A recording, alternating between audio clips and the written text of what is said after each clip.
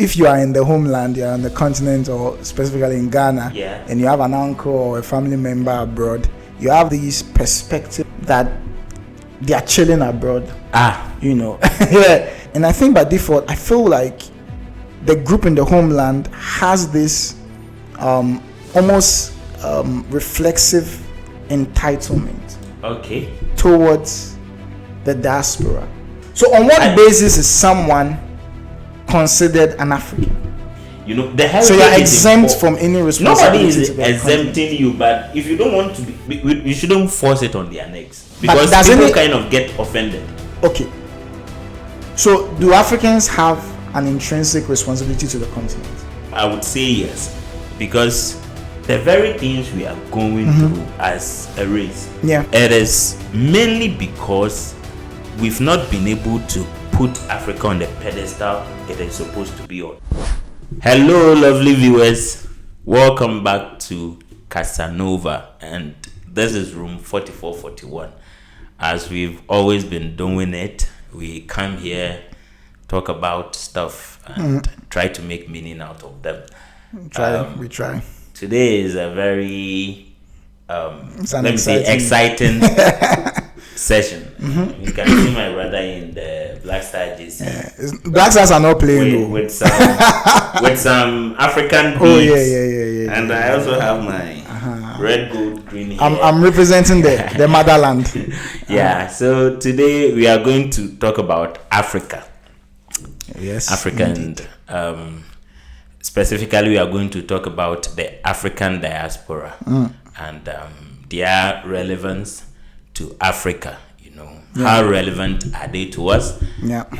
Coming from the continent, or who have been on the continent for years, and also how relevant have we also been to them, and how can we even forge a bond that is going to see us all develop and become greater.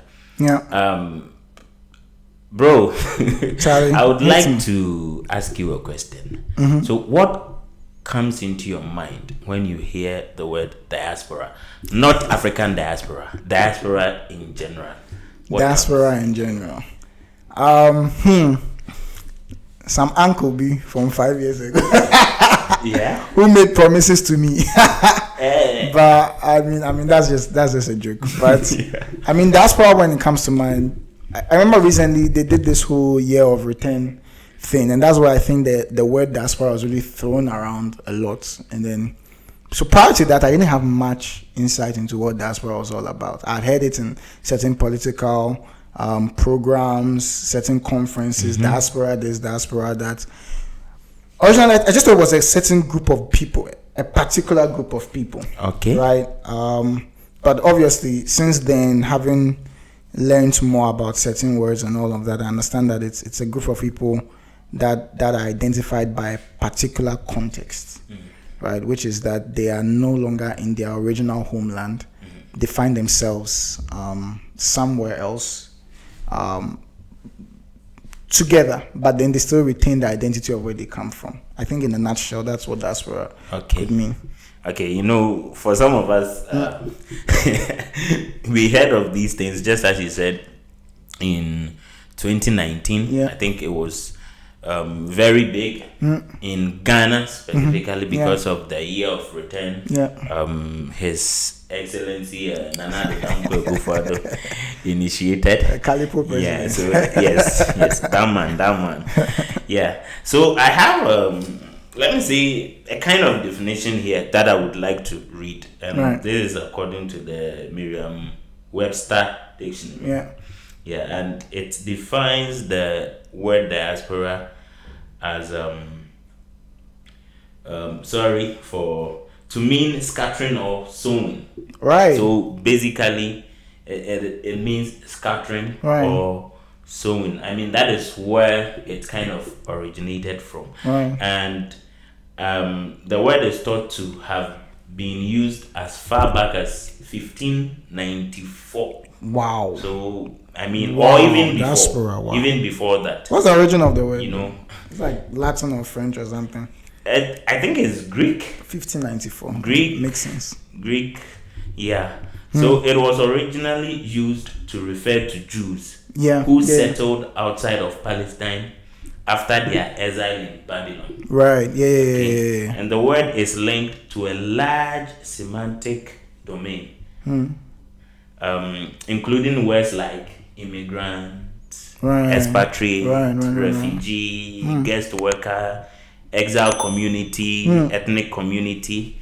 So diaspora is broadly that segment of a people living outside the homeland, dispersed from an original center, just as you said, to foreign region. Right. Okay, so that is basically it. So people from an original place that have been scattered all over, and they even go further to say that apart from you being disassociated with your origins, you maintain a collective memory or vision or myth about that original place.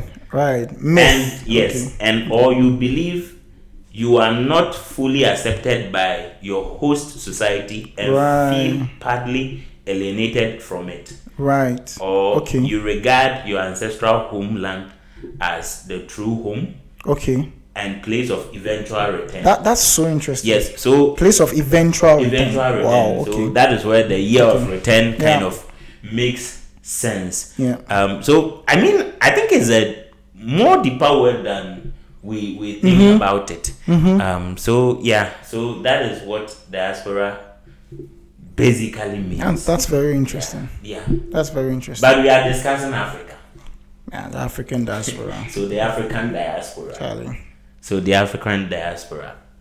African diaspora. What comes to your mind? Like, have you had any experience or anything? Like, I don't know, any narration? I mean, I've been on both ends to an extent, and that is, I have been in the homeland and had like been the one having relationship with someone in the diaspora, right? And now currently I find myself as part of the diaspora. Both experiences have been so interesting in many ways, because I mean, we have this thing where, you know, if you are in the homeland, you're on the continent, or specifically in Ghana, and you have an uncle or a family member abroad, you have these expectations, and you have these perspective about who they are, and it's widely spread. There's this perspective or expectation that or this conception we have. It could be a misconception, it could be true as well, that they are chilling abroad. You know. And then you know, we are left to suffer, in quotes, in the homeland.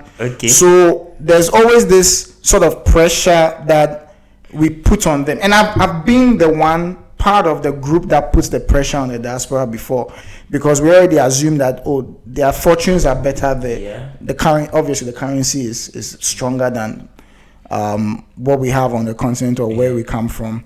And I think by default, I feel like the group in the homeland has this almost reflexive entitlement towards the diaspora, that you should do something for us, right? And so I've had that experience. I was younger then, so I wouldn't say I felt so entitled, but I was participating in the myth of, those guys are chilling and all of that, their fortunes are better, you know, because, you know, our older parents and our older, the elderly in the society are always talking about them abroad, right? And now I'm in the diaspora and I'm like, wow. Having an experience of both sides really gives a certain unfiltered perspective about what's really going on. And now I can say that there's a lot of misconceptions probably that those who have been traveled abroad have about the diaspora. I mean, I wouldn't say that diaspora are perfect, because some of us, because I'm now in the diaspora, some of us also have to like not look down on those back home, because sometimes you had that conception when you were back home that those abroad look down on you. It's a lot of things, Charlie. Okay, so it's a lot of things. You're actually digging into it. Yeah, digging into it. And I think predominantly you've been talking about one side of the diaspora, the whole diaspora group. Okay, so AU, our union, the supposed African Union. They are for us. That is meant to, define what is considered the African diaspora. Kind of defines the African diaspora as consisting of people of African origin living outside the continent, irrespective of their citizenship and nationality, and who are willing to contribute to the development of the continent. Who are willing to contribute to the development of the continent and building of the African Union. I mean, they are a union, so of course their interest, they have to also mention that because it is a political group. So you say of African origin. Yes. How far back can this origin date to? So they actually went ahead to look at some conditions that they see to be sufficient for you to be identified as part of African the diaspora. Okay. So they look at bloodline or heritage. Wow. You get it. And also they have migration. Right. They left Africa, and so with the migration, they are like the diaspora should be composed of people of African heritage who migrated from or are living outside the continent. In this context, 3 trends of migration were identified. So with the migration, they look at pre-slave trade. Pre-slave, yes. And then they look at slave trade migration. So you can talk of the transatlantic one and all that. And post-slave trade or modern migration, like us. Like in our modern colonialist era and all that. So when you talk about the African diaspora, it didn't start with slavery. I mean, by this text that we've read. And I think there are a lot of people who talk about these things, Of course, I'm not a history guy, so I cannot talk extensively about this. So there is this part of it that I would want us to hammer on. The part talking about willingness to contribute. Forget about contribute. Right. I've actually watched videos and I don't know, snippet of stuff that some people that we think are of the African diaspora, especially our people in the Americas, they refute strongly that we are not from Africa, we are not Africans and all that. So it makes me kind of ask the question, that is it that just because they are related by blood, genetics, or whatever, or their heritage is linked to Africa, we should, consider them as the diaspora. I mean, Nkrumah did say something, or Sajifo Dr. Kwame Nkrumah did say that I am an African, not because I was born in Africa, but because Africa was born in me. Yes, that's true. So if someone doesn't believe that he or she has Africa in him, should we necessarily consider them as part of our diaspora? Now, on the basis of that same quote, right, and I'm just going to play what do you call it, a devil's advocate here, if that's the right term I can use. So if a white person also believes that they are more African, or they identify with Africa, in a sense, Africa was born in them, would you say that they are African then? Do you know about Dubois? Yes. He is white, right? I'm not sure. Does he have African? White? Yeah, he looks white. I've seen his pictures. One or two of his Let's check it. You can check Guys, it. Guys, if you know W.B. Du Bois, you can also put your information about him in the chat. Who is he? Yeah. Maybe a quick one so that we can see when he was born. His origin. I mean, looking at him, he looks white. Mixed. Yeah, he looks mixed. Is he mixed? He looks kind of mixed. Can you read a bit about him? Of course, Wikipedia can say something. Okay, he was black. He was black, actually. Technically, he was the first black person to get a PhD at Harvard. So okay. He set a certain historical milestone. Then he is not the example I'm looking for. But I was just playing devil's advocate just to answer the question that if we are running off of Kwame Nkrumah, Dr. Dr. Kwame Nkrumah's quotes about identifying as an African, not just because you belong to the continent by ancestral roots, but by believing in the culture. In a sense, what he's saying is that identify emotionally, sentimentally, and even socioculturally with the continent.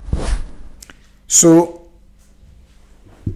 what I believe he's saying is that you are not connected to the continent just based on familial heritage or ancestry, bloodline, or whatever, but you identify with the sociocultural narrative of the continent. So on that note, you can say that it's not just bloodline that makes you an African. So if somebody wants to disconnect from Africa in spite of the fact that familiarly or by bloodline, by ethnicity, they originate from Africa, then you can say that they are not African based on the quote from Dr. Kwame Nkrumah. Based on that quote, okay, fine. You can make that analysis and draw that conclusion, but I don't think that is what he meant. Yes. I mean, definitely. I don't think that is. I think that heritage part is very important. Definitely. Yeah. And I mean, we are not. But people naturalize. People do. I mean, in our world today, we are doing it. Naturalize. So I think it works. So on what basis is someone considered an African? I think the heritage part, I will talk about the heritage part. The heritage part is very important. But if you don't, want to, you don't have the will to associate with Africa, I don't think so. Then on that note, necessarily be, the heritage. So you're exempt from any responsibility. Nobody is exempting you, but if you don't want to be, you shouldn't force it on their necks, because people kind of get offended. Okay. So do Africans have an intrinsic responsibility to the continent? I would say yes. Yes, I would agree with you. That is just me. Yeah. That is just me. I would say yes. Because generally speaking, I think the very things we are going through as a race, or let me say as a group of people, it is mainly because we've not been able to put Africa on the pedestal it is supposed to be on. Do you get me? On what basis is that? Or what do you think accounts for that? What accounts for that? That is a lot. Do you think we are unified as a race?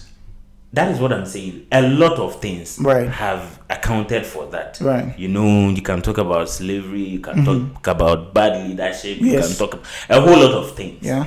Do you get me? But what I'm saying, I'm trying to link the black race, or are we even black? Anyways, I'm talking about our race, and then how do you call it? Our dignity, the kind of disrespect we get and all that, being linked to the development of Africa. Okay. Or how poor Africa is, how at least that is what mostly we hear in the media. Okay. So I'll say let's shift a bit from. So I'm trying to link it to the responsibility thing. Okay. So you see, no matter how you thrive in these societies, I mean the diaspora. Yeah. Do you get me? You become big as I don't know, whatever it is.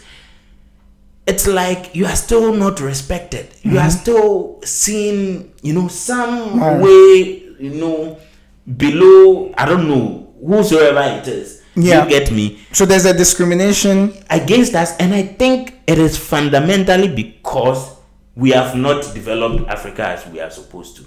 Okay. And that is a shared responsibility. So the racism is not necessarily about the skin color as being inferior, but the association of what the skin color is. It is part of it. Right. I mean, people have just decided in their mind that because we have we have melanin, we are inferior. That one is there. Okay. But I think generally, they are even able to make bolder, claims, and strong points. When they are like, oh, look at them. Look at the continent. They are inferior. Look at, they have natural resources. They have all these things, but look at their states. Look at their government. Look at what they are doing. Do you get me? So until we're able to develop our continent to a certain point, or rub shoulders with these people in terms of development, do you get economic development? All the forms of development you can talk about, and also kind of putting out an identity that is strong. I think we will continuously have these kind of disrespectful moments in our lives, and I think that is a shared responsibility. Yes, because so you cannot, you can't dissociate yourself. Yes, whether you accept it or not, you're identified by as an African. Do you get me? That's fair. Yes. That's a fair. Someone sees a black man, an African. So what about those? Which brings again, like just to circle back on your point, like because I know some of my colleagues who have no interest. Matter of fact, and it's not just because they don't care per se, but they just have bad sentiments towards the continent based on the experience of the leadership in particular, based on the experience of the socioeconomic state of the. So when they come abroad and they now form part of diaspora, they're like, oh, that's it, I'm not going back. They have no sense of responsibility towards the continent anymore, which is what we are discussing today. What is the role of the diaspora to Africa? What would you tell someone like that? How would you convince the person that no, you are part of this continent, regardless of where you find yourself? Is he? Personally, do you even think personally when people talk like that, I just look at them. Yeah. Especially those of us who have lived there, and migrated to this place. They make it seem like that place is hell. I think sometimes they even have worse descriptions than some of our brothers who were taken away from us through slavery. Yeah. Do you get me? Yes.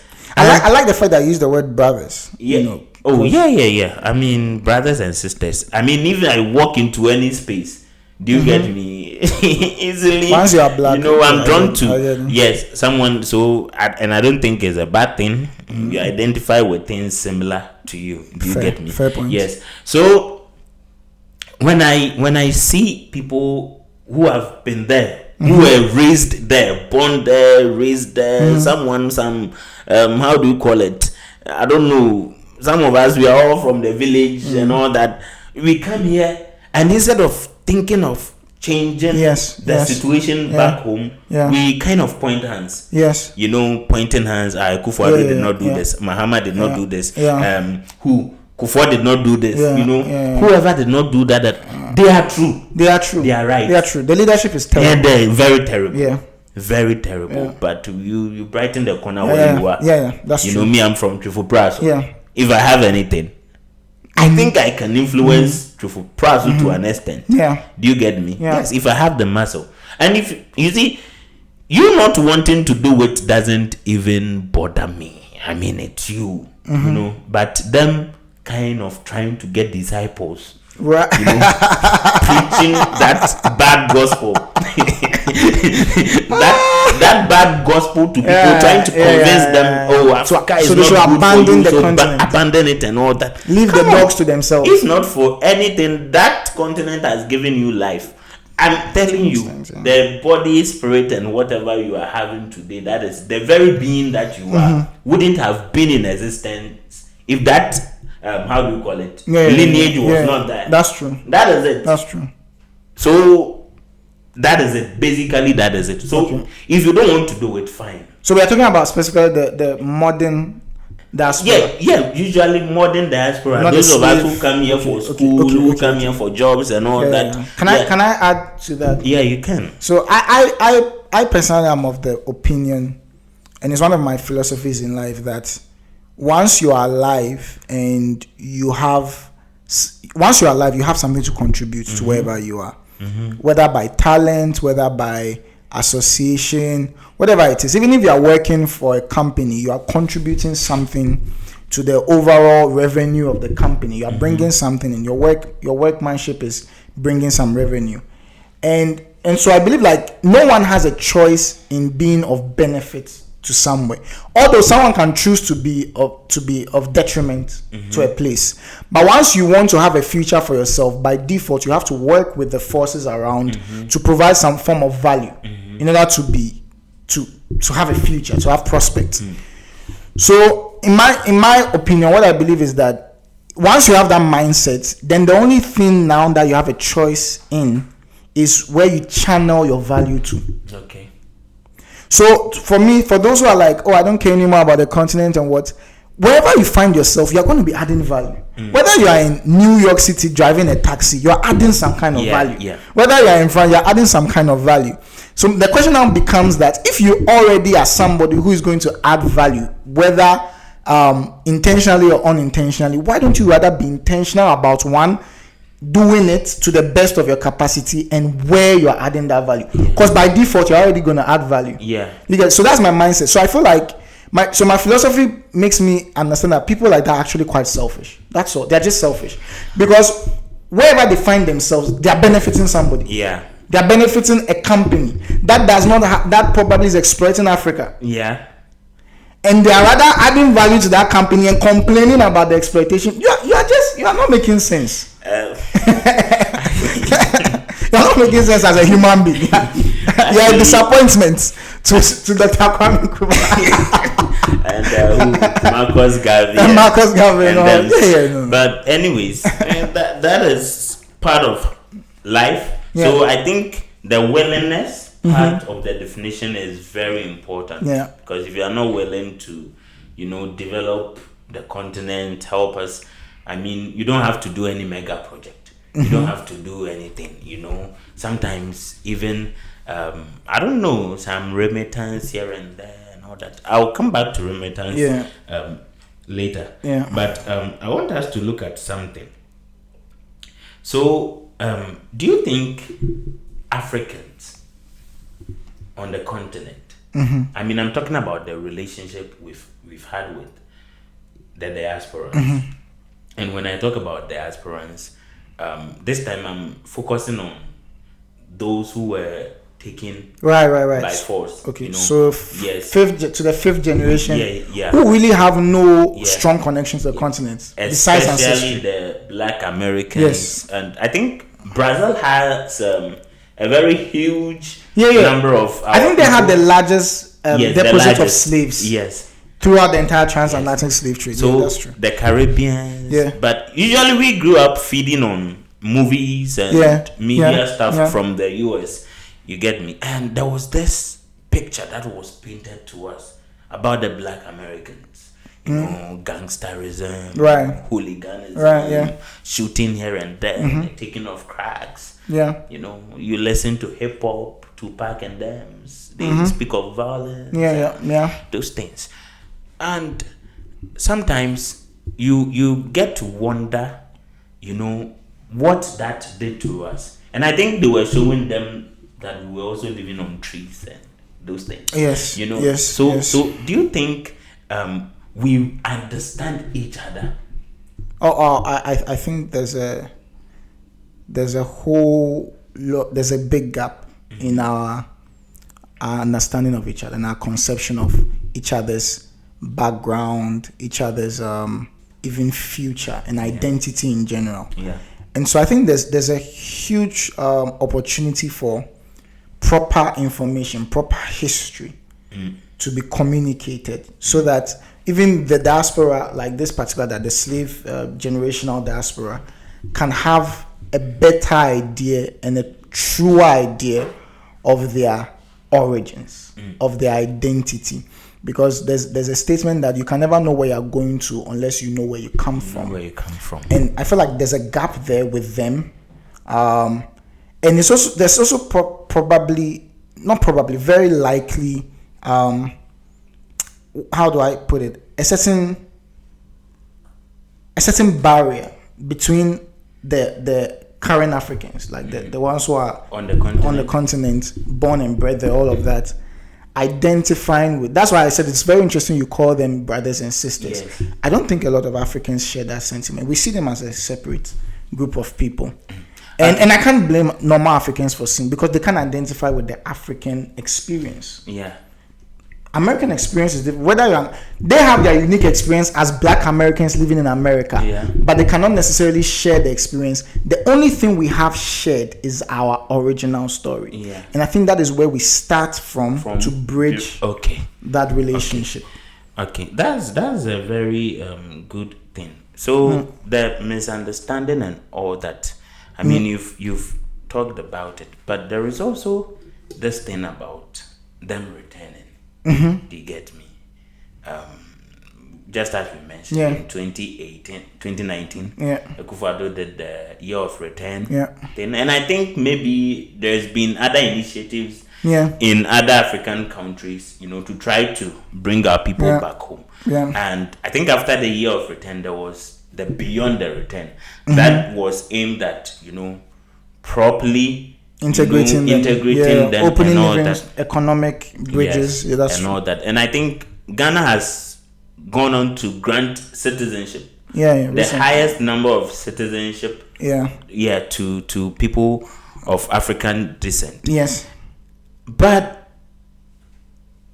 people are also talking about this thing about gentrification. Yes, that is so important. How them coming to town is hiking up the cost of goods and services and everything, and you can see that sometimes there is this air of, I won't say hostility, but people don't really understand it, and they tend to think that they are going to create a problem. Do you see that? I can understand where that is coming from. I can actually understand where that is coming from. And I mean, such a venture will have its challenges because you are trying to merge. Again, when we talk about culture is the way of life of a people, which is determined by a number of factors, of which includes the way of thinking. And your way of thinking is shaped as importantly also by your environment.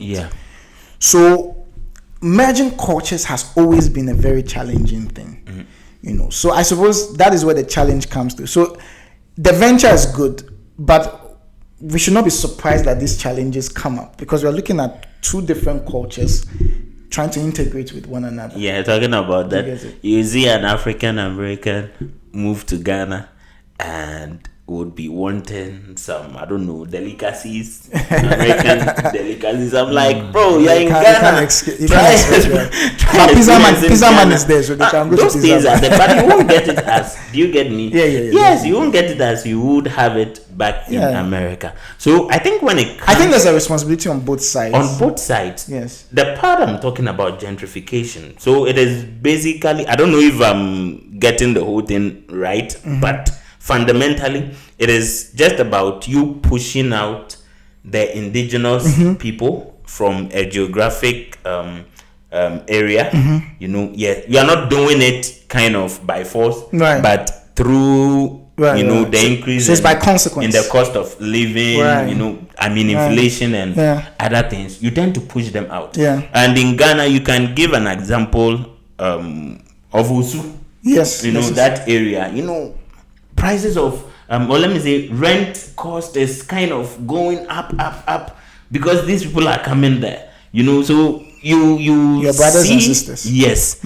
Our people are coming back home. Do you get me? So I think with this one, it's actually something the government or the government of the day of different African nations should actually stamp their feet, and try to regulate some of these things. Because I think that real estate developers and all people selling merchandise and they are just taking advantage So you can say at the core of it, it's not the fault of the diaspora moving in. I mean, they see our currencies to be small. So let's say something that normally we sell at maybe 100 cedis. Yes. Do you get me? He comes and like the seller says, 200 cedis. Yeah. She converts it. It's like he or she converts it and it's like not even up to yes. $10 or something. Yes. This is nothing. It is nothing to them. Do you get me? But that would mean that seller would want to sell to the African. But that's why you should have base. Yes. So that's a government. So no. Apart from the government, I think we should also make the conscious effort to properly, introduce them to stuff in the country, like make them understand how things work. Yeah, the question is who because does they are being taken advantage. So who is responsible for that? Not just the government. I think obviously. Yes, but then this is predominantly a program implemented by the government. Yes. So they have a certain responsibility of covering all those things. For instance, when we come abroad like this.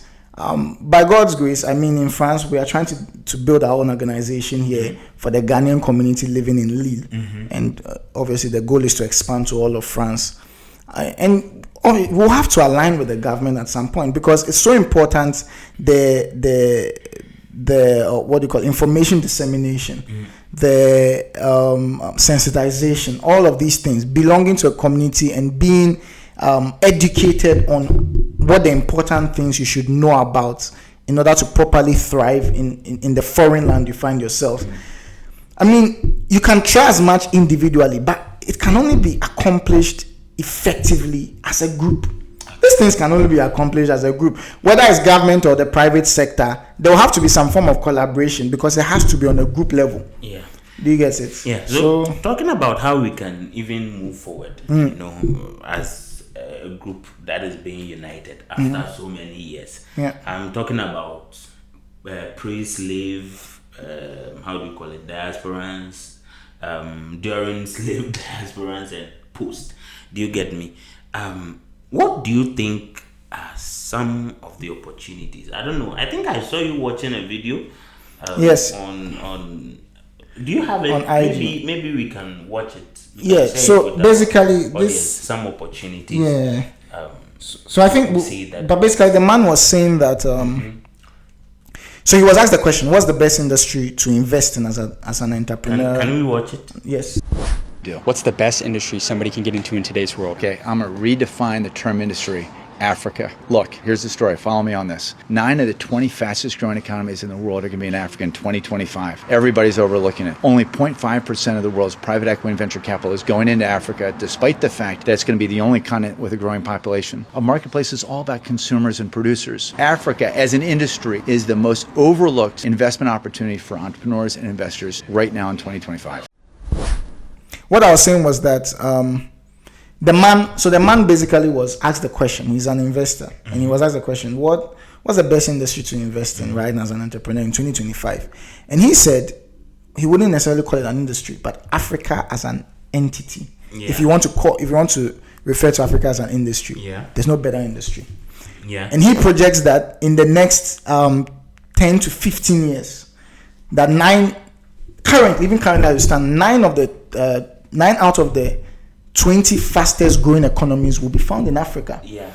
And also in the next 5 years, I think it's projected that by 2050, Africa will be the only continent remaining that actually has a growing population.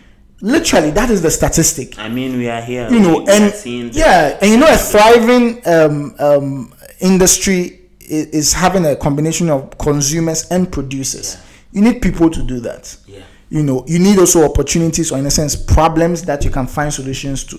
I don't think there's a continent that has as many problems as Africa, which for me, I see problems as opportunities. Yeah, opportunities. Exactly. Actually. So you see that in future, Africa is just literally is an industry to invest in. So there is no time for us to There's no time for us unite. To unite. And the thing is that the big corporations know this. Yeah. There are certain governments in the West that know this already and are already taking advantage, trying to establish a presence in Africa. Yeah. Meanwhile, the diaspora is saying we are leaving. Yeah.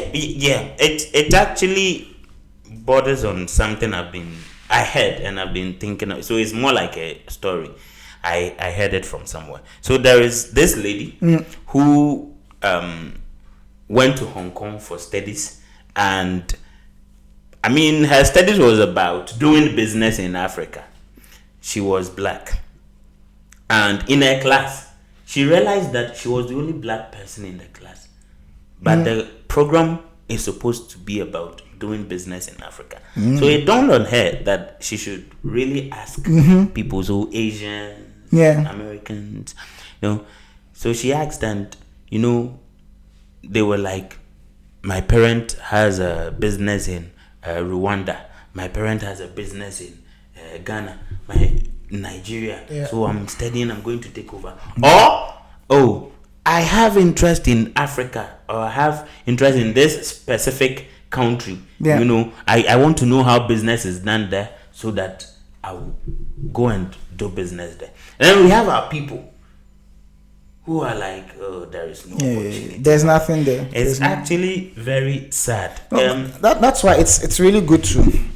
Whatever it is, I think this is something Nkrumah and some of the founding fathers of the OAU have been pushing for us coming together. In fact, the AU has 6 regions. Right. According to the AU, Africa has 6 regions. So we have the North Africa, East Africa, West Africa, South Africa, the other one? Central Africa. And then we have the diaspora. So the diaspora is the 6th region of And Africa. I'm not sure they are aware. I think we have a center like that in Ghana for diaspora. Yes. Do you get me? But the diaspora constitutes every single African who is out of the continent. Yes. Whether for voluntary or involuntary reasons. Yes. But I'm not sure every single African knows that they belong to this group. I mean, it is. So topics like this that we're discussing are so important. It is up to us to make Africa more attractive. I mean, Afrobeat has been doing it for some time. Now it's kind of cool to be African as compared to maybe even in the early 2000s and 1990s. Now it's a bit cool. So music is kind of doing it. It is bringing us together more, and I think social media and everything is making us kind of see beyond the opaque, layer that was placed before us. So I think with time things will work, and us coming together is really great. I think this is a very extensive topic, viewers, and I don't think we can really finish it in one sitting. So I mean, we've said what is on our minds, but definitely we know that you also have something on your mind. Of course, we don't have all the knowledge in the world. We only spoke. We only scratched the surface. So if you have anything, about this topic, you can just put it in the comment section.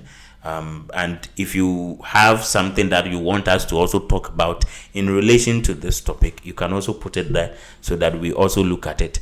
We are not done. We are and I think you can also be part of the conversation, and then you can answer. Do you think you have a responsibility as an African or as an African diaspora, or as a diaspora, in your personal estimation? Do you feel you have any responsibility towards the content, or you are fine wherever you are? That's very true.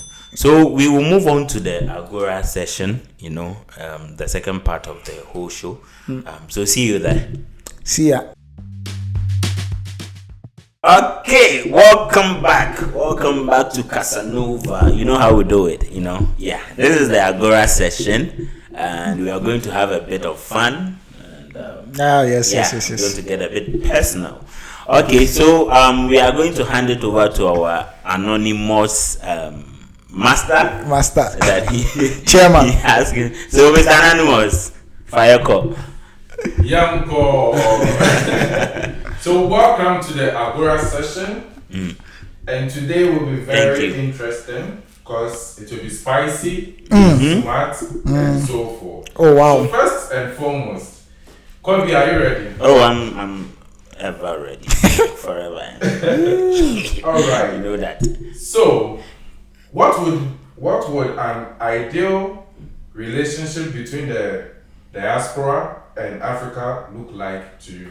Oh, I think it would be one of mutual respect, one where one doesn't look at one as the savior and the other looking at the other as someone to be saved.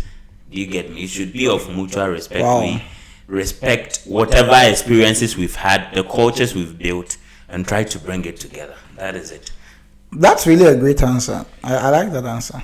Yeah. I'm a great That was really a good answer.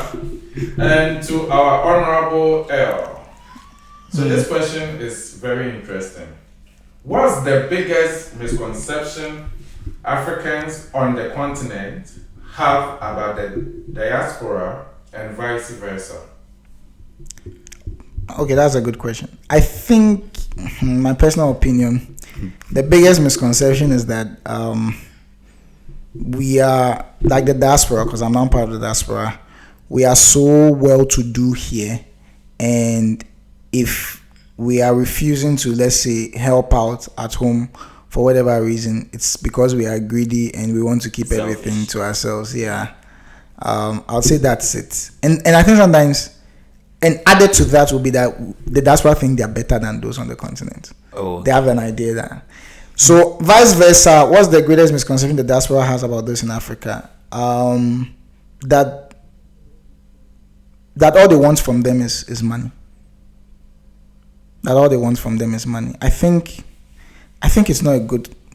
I don't know whether it's a misconception or not, but it's just not the right perspective to have, because we can do so much more than just send money back home to people. Okay. Yeah. Okay.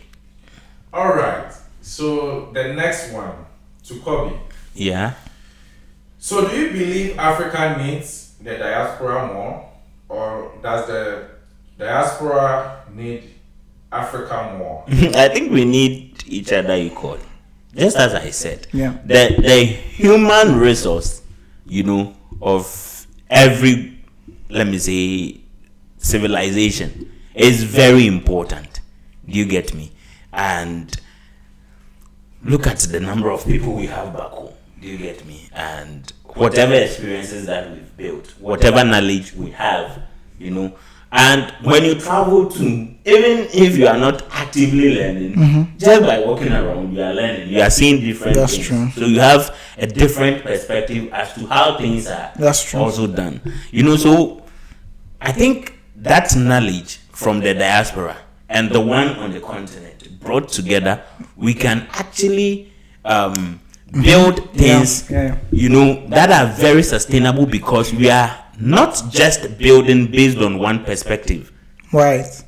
We're bringing the best of both worlds. Yes, bringing the best of both worlds. That's that is. He can be a politician in future. He's very good. He knows what to say. Forget politics. He has the ideas. You know what to call them. Those in politics. I don't know. I don't want to know. They call them politricksters.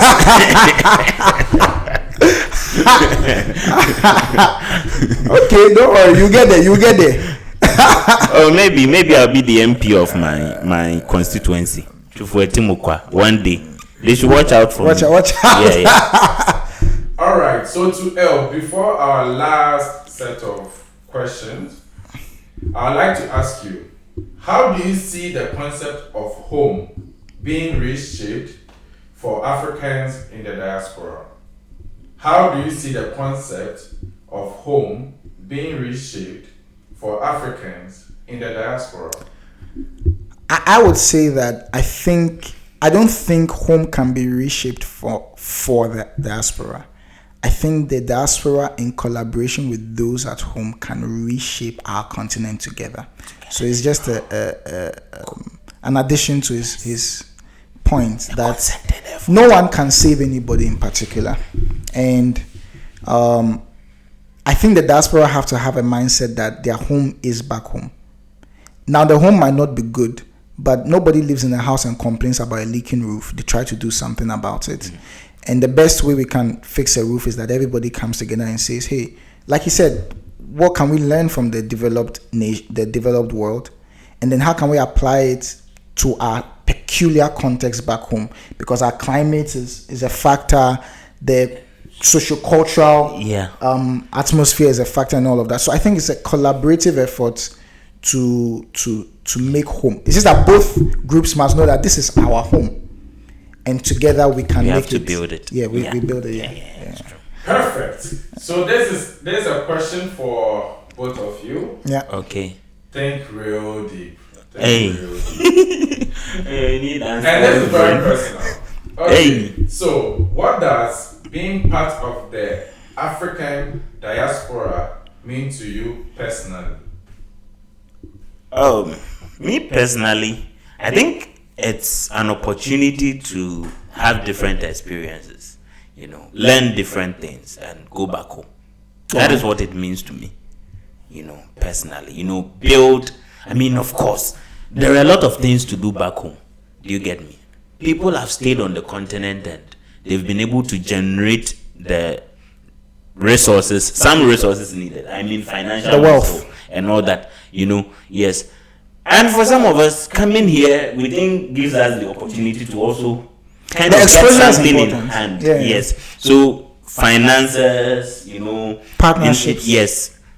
Getting to meet people, Yeah. people of like mind, That's right. Yes. So that is what it means to me. So it is an opportunity for me to get human resource, financial resource and everything for me to go back home. I mean, people stole. We are not stealing. We are just, coming to learn and go back home. That is it. That's an interesting answer. Yeah. You didn't have to add the stealing part. I have to. Sometimes you need to throw some shots. That's fair. Yeah, so same question to you, Earl. But I'm not editing it out. What? I'll keep it. The question, repeat the question again. So the question is, what does it mean to me? What does being part of the African diaspora mean to you personally? Right. I think I'll just add to what he said because his answer is really good. But I think for he said opportunity. So agreeing with that, I would say also responsibility. So the African diaspora to me means responsibility to the because no matter what, that's my home. My mother is there, my sister is there, there's a huge family there. And what I've realized is that the continent is so rich that even if we say we have nothing to do with the continent, the white man he knows the value of the continent, and the one whose benefits is right. When I say the white man, I mean like the big corporations, right? Yeah. Because sometimes what exposure, like being part of the diaspora, it has given me an exposure that makes me see where the value of the continent is, which I don't believe I would have ever had to the extent. Can you imagine? To this extent, if I was just there, right? So the exposure has actually given me such a fair idea, which has given me a sense of responsibility towards the continent. And one of the greatest aspect of achieving this responsibility is the networking and partnerships. I personally believe if the diaspora is going to have great impact, we cannot overstate or overemphasize the value of partnering. For whatever, just partner. Because there's a scripture that says one can put to flight 1,000, but 2 10,000. And I believe that's the law of the multiplication effect. The multiplication effect. So where partnerships come in is that it gives a multiplying effect, not just an addition effect, but a multiplying effect. So responsibility within the diaspora should make us partner more and know that there's something to be done on the continent to accomplish a great future for us all. All right, so thank you very much. That's you are welcome for this Agora session. Okay. The Agora session never really ends. We just hit pause. Yeah. Catch us next time where the questions get deeper and the taste gets spicier. Of course. Same energy, new questions. Energy. Next time. Energy. Don't miss Energy. the conversation.